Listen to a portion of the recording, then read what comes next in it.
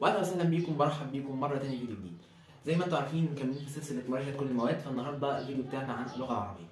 اكتر ماده الناس كلها بتنقص فيها بعد الاحياء، لان هي دي كانت تاني اكتر ماده انا نقصت فيها بعد الاحياء. الدرجه فيها الحمد لله كانت 74.5 من 80. ففي الفيديو ده ان شاء الله هناقشك ايه هي اسرار انك تراجع اللغه العربيه، ضمنها هجيبك ان شاء الله وتجيب فيها الدرجه النهائيه.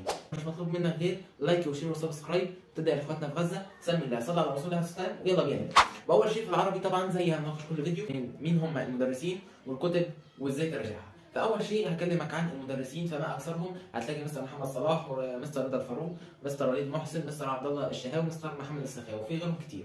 ولكن طبعا اللي هرشحه مستر محمد صلاح، مش ما بعيبش في حد تاني، ولكن مستر محمد صلاح كنت شايف ان نظام المراجعه بتاعه كان افضل مراجعه في كل المراجعات، وكان نظام محكم، بالاضافه كمان للدعم العلمي بتاعه والدعم الفني كان الصراحه مميز جدا عن كل المدرسين. لكن بالنسبه للكتب فانا كنت كمان برشح كتاب مستر محمد صلاح، لان اولا السعر بتاعه يعتبر سعر مناسب بالنسبه اللي اتعمل فيه عن اسعار كتب المدرسين تاني، بالاضافه كمان للمحتوى اللي في كتب مستر محمد صلاح اللي بيكون بيجمع معظم الكتب الخارجيه. ولكن هل نكتفيت بيه بس في ثانويه عامه؟ لا، انا كنت كمان حليت بالاضافه لجانب كتاب مستر محمد صلاح، كنت حليت كتاب كيان للمراجعه النهائيه، كان كتاب مليان اسئله ملهاش نهايه. انا شايفه ان كتاب كيان بيتميز جدا في اسئلته في النحو، ان بتكون فعلا اسئله فيها افكار ومستويات عليا. وكمان انا حليت مع كتاب كيان، وانت حليت شويه من كتاب الامتحان ومن كتاب بيان. فهقول لك دلوقتي ازاي تقدر توازن بين كل الحاجات دي وتحلها. فاول شيء في خطواتك ازاي تذاكرها، العربي ماده حل اكتر من هي تكون ماده شرح. انت عليك في العربي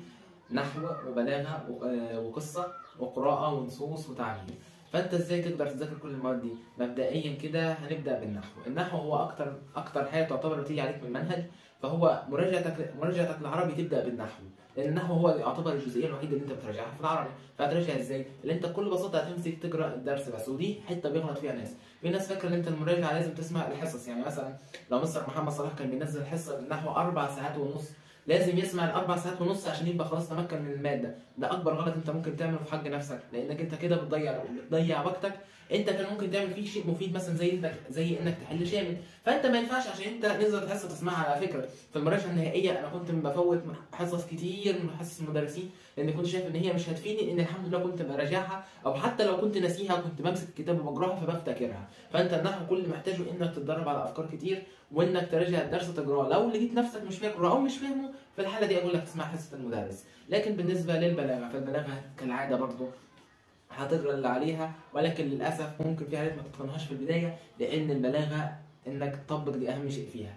لان انا عن نفسي كان في مثلا عندك حاجات زي الصوره الكليه والصوره الجزئيه، دي اصلا انا ما فهمتهاش الا مؤخرا بعد ما كنت حليت عليها اجزاء كتير، لان انت بتحل فبتغلط. فشوف غلطك ده غلطت بسبب ايه، سواء لو انت كنت بتحل كتاب مستر محمد صلاح فشوف مستر محمد صلاح، او من كتاب زي كتاب كيان او كتاب الامتحان فبتشوف تصحيح الكتاب على يوتيوب.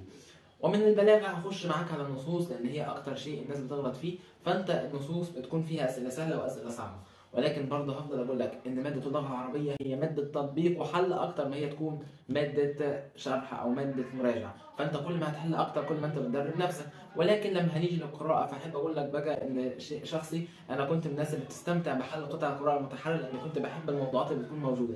فانت حاول انك تستمتع. وفي حته تركيه وانت بتحل دايما كان بيبقى في اسئله انا شاكك فيها او حاسس ان هي ليها اجابتين، فانا كنت بطلع من اللي انا ابقى طالب اللي انا وضعيتي تبقى مدرس. فكنت ببدا اناقش السؤال مع نفسي وبتكلم مع نفسي وببدا اقارن كل اختيار والتاني، واقول يا ترى هو الاختيار ده صح ليه والاختيار ده غلط ليه.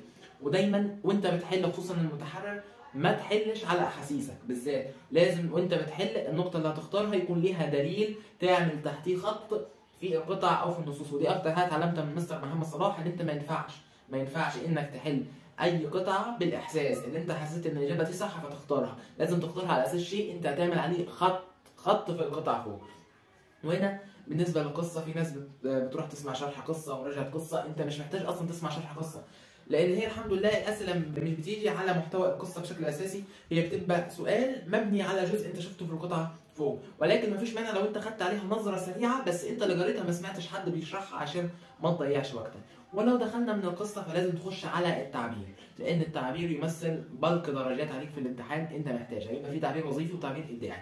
التعبير الوظيفي كده كده بتبقى الاسئله سهله بالاستبعاد، لكن التعبير الابداعي فانا يعني بتمنى ان انتوا ربنا يكرمكم ان شاء الله ويديلكم كلمه افتتاحيه، لان هي تعتبر شيء سهل جدا، هي بتبقى فورمه انت حافظها بس فورمه تركيبه عشان انت تبدا فيها، ولكن دايما يبقى اهتم بعلامات الترقيم. لو انت مع مستر محمد صلاح فهتلاقيه يديك ازاي تكتب كلمه افتتاحيه، وكمان هيقول لك مكان كل علامه ترقيم هتكتبها فين. يا ريت برضه تبقى تاخد فكره عن باقي موضوعات التعبير الابداعي، لان انت مش ضامن اللي هيحط الامتحان ده هيجيب لك الامتحان منين. نصيحتي ليك يعني اللي انا كانت مراجعتي للعربي، اللي انا كنت دايما بحاول اخلي يوم لكل ماده، ولو كانت ماده مثلا صغيره او كده كنت بحاول اضيف لها ماده تاني او اشيل من ماده تاني. فانت حاول ان انت مراجعتك للعربي لما تمسك ماده العربي لازم تراجع كل الفروع اللي فيه. هدول اللي كنت بتراجعها ازاي؟ لما كنت بمسك الكتاب كنت دايما بجيب كتاب كيان مثلا ان كان فيه تدريبات كتير، وكنت بخلي كتاب مستر محمد صلاح للمتابعه معايا، لكن كتاب كيان كنت بحل منه شخصيا.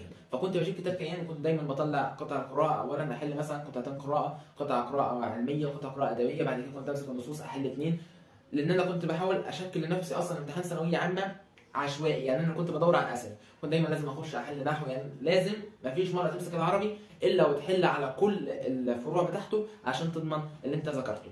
ودايما كانت في ناس بتسال يا ترى ابدا من امتى في الشوامل، وخصوصا في العربي نصيحتي ليك انك تبدا من بدايه مراجعتك للعربي انك تحل شوامل. ولو انت مش لاقيها وقت فخلي قبل كل ما تراجع مثلا العربي، وانت مثلا عليك حصه المراجعه في اي يوم، خلي اليوم ده قبل ما تبدا في مراجعه الماده تمسك كتاب وتحل منه شوامل. فانا قلت لك ان انا حليت مع كتاب مستر محمد صلاح وكتاب كيان، وحليت شويه من الامتحان وكتاب بيان. انا صراحه خليت الشوامل بتاع كتاب بيان وكتاب الامتحان للاخر شويه. ما انكرش ان انا يمكن ما خلصتش الشوامل في الكتابين، لان كنت اصلا اتضغطت وكنت حليت 6 شوامل من كتاب الامتحان، وتقريبا 6 شبههم في كتاب بيان، او ممكن يمكن 8. واكتر حاجه احب اقولها لك في نهايه الفيديو ان انت اوعى تتاثر بدرجاتك لو انت حليت شوامل. في ناس لما تحل شوامل ممكن درجتها لا قدر الله تكون درجه مش افضل شيء، فهو يتاثر بالدرجه فيزعل. انت دلوقتي في مرحله تعلم، كل مره انت بتتعلم فيها معلومه جديده، المعلومه دي بتفيدك وبتاثر عليك بالايجاب، فانت ان شاء الله لما تغلط دلوقتي تبقى انت ضمنت ان شاء الله درجه في اخر السنه. فاوعى تحبط واوعى تزعل واوعى تستسلم، واسعى دايما للافضل، واسعى دايما انك ربنا يرضى عنك وانت ترضى عن نفسك،